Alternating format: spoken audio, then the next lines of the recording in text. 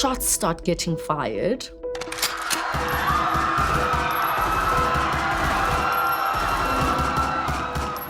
and this is something that affects the ordinary South African. The death toll now stands at 76. Ndiziva kabuhlungu kakhulu because soyika uhamba.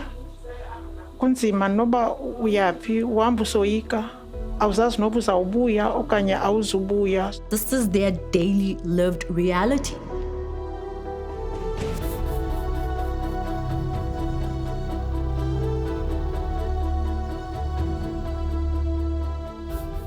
Our endeavor as the national government is to bring stability in terms of policy and regulating the industry and ensuring that these wars come to an end, where people fight for routes, illegal operators come into the picture, because at the end of the day, it becomes which route is lucrative.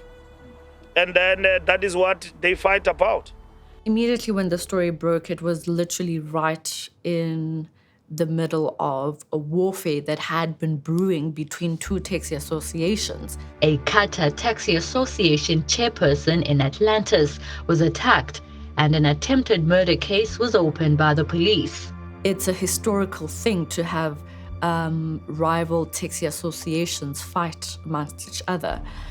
I mean, it was prevalent even before I was born. The taxi violence in terms of routes in our country is as old as me and you. And to still have its ugly head rearing itself even today brings to mind how things don't really get resolved in the way that you would think they should be resolved. We are deeply concerned as operators and leaders in the Western Cape.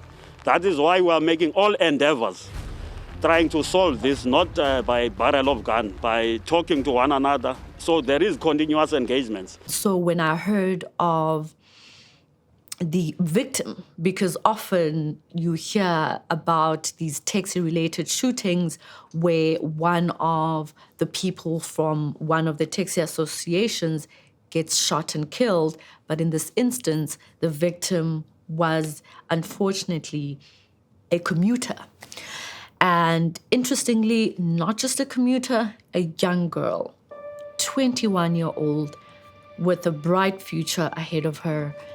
I was definitely interested to cover the story because now it brings to fore the reality of these taxi-related shootings, that it's not just about the taxis, that the people that rely on taxis. Communities are suffering. I've seen school kids that did not go to school today. I've seen parents that did not go to work. But taxi industry itself, that making no money, drivers making no money, owners making no money. We hope the matter will be resolved. A huge, significant proportion of South Africans rely on minibus taxis to commute on a daily basis. And this is something that affects the ordinary South African. And so that's why it's important to tell this type of story, because you often hear people say, they reach out to us as journalists, okay, so is it okay for us to go to a taxi rank near us? Is it okay? Are taxis working? You get messages where people ask you, Ati, so which routes are closed? Which area is not safe? Because this is their daily lived reality. And so when they fight, it automatically affects the ordinary South African. And so when a victim dies who was never even part of the infighting that's happening within the taxi industry, it just breaks your heart. It's just very unfortunate. Ndiva kabuhlungu kakhulu because umntanam khange agule ekugqibeleni. Wavele wadutyulwa nje ndingalindelanga kungekho bani ebeyazi. So kubuhlungu, andifuni uphosisa, kubuhlungu and kunzima uyamkela. Okuhle James is sitting at home with her family, and her mother decides to send her to a store locally. And to get there, she would need to use a taxi. So Okuhle gets sent, she leaves her home, she gets onto a taxi. She gets onto the taxi, it gets to some stop, but when it gets there, shots start getting fired. everyone is ducking, everyone is, because also at that point in time, everyone was kind of like on edge because there had been a number of taxi-related shootings, but commuters, I guess, never really think that this would happen to them, right? They always hear about it happening there or there, but also at the same time, they really don't have any other choice to commute, so they are going to then use their taxis, whether they know that their lives are at risk or not. Okuhle gets hit. One of the taxi association members gets hit, but she dies. She's not the only one that was hit. There are other victims that got hit. A young child was rushed to emergency services nearby. At the time, the child was critically injured and they were still luckily alive, unlike Okuhle, whose life was cut short. At 21, your life is just literally beginning. Since January, 81 people have been killed here. And since beginning of July, 24 people have been killed. There have been arrests. I've seen that it's about 21 murder arrests that have happened.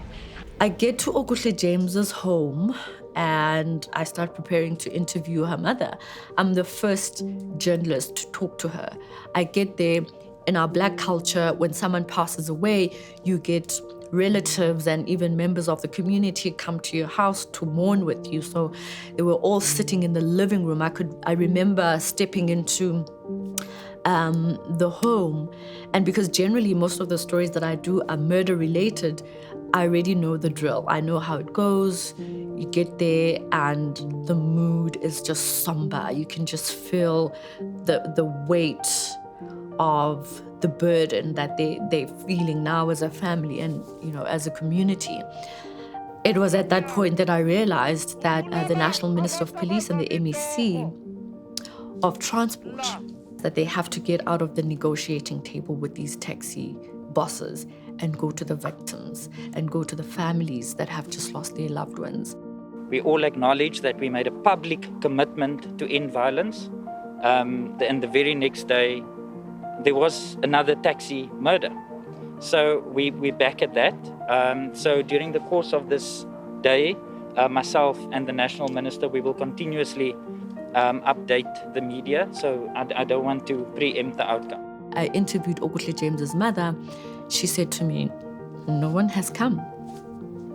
So I thought there is absolutely no way where I myself can't do anything about this. I thought the Minister of Transport definitely has to come and visit this family. The MEC, for instance, needs to come and visit this family. The taxi bosses have to come and visit this family. As we are here at it, here and now is to protect the life, because people that die and got injured are not only the people in the taxi industry, are ordinary 21-year-old young women. Some of them by their stray bullets, some of them got nothing to do with that. You start seeing the faces behind the stats because the number of people that were getting killed was just climbing, and it was often the members of the associations, but now it's like the commuters are now getting affected. This thing is getting out of hand now. This is now beyond just the two rival taxi associations. This is affecting commuters. So when I spoke to Okuhle James's mother, it was a matter of these people have to come to you. They have to come to you. You've lost. She was in so much disbelief. She said to me, it feels like she's going to step into the house with a plastic full of groceries that I sent her out for. Kunzima uyamkela. I feel like ulele okanye kuzawuthwa hayi kwenzeke impazamo uzawuphinda abuye. So it's hard, honestly. Yeah.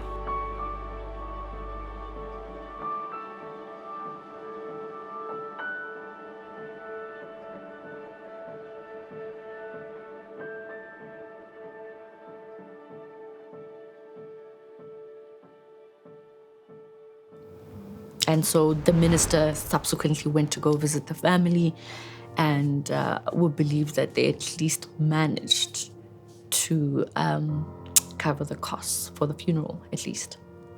I mean, these stories really do get to us. And I know people think we just get to people's homes just to shove cameras on people's faces to get out of them, but you're human as well, as a reporter, as a journalist. So you have feelings, but because of our job and how professional we have to be, you take yourself out of the story. But looking at Okuhle James's mother and realizing that, you know, you could just sense the pain. It's palpable in all these stories. But where you can make a small difference, do it.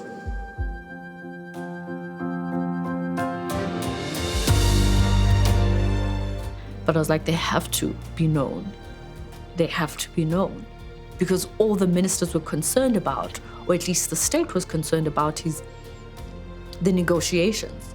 And well enough, because that's where you could get this whole issue resolved. But where there are victims, go to them.